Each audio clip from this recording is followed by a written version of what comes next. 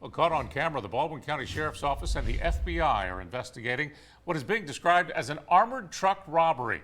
It happened Tuesday night at the Chevron station off the Wilcox exit on I-10. NBC 15's Kim McGrath is on that story for us tonight.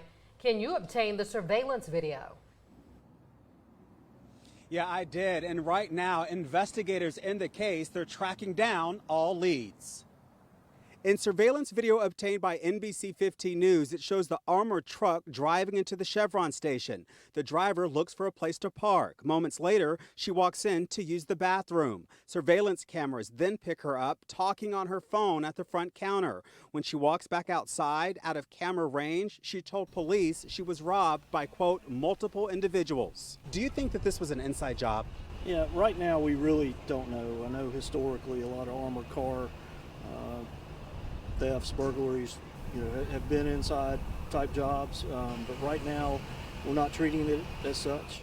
Authorities say the suspects who got away with an undisclosed amount of cash left the scene in a sedan. Soon after, a report came in of a vehicle fire north of where the alleged robbery took place. The Baldwin County Sheriff's Office says it was the same vehicle used in the alleged heist.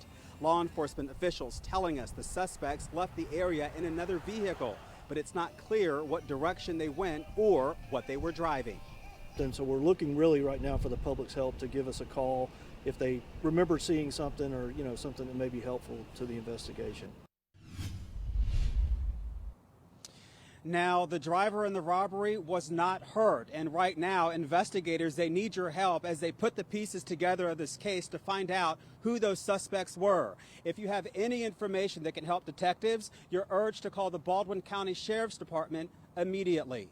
Reporting live in Baldwin County, I'm Ken McGrath, NBC 15 News.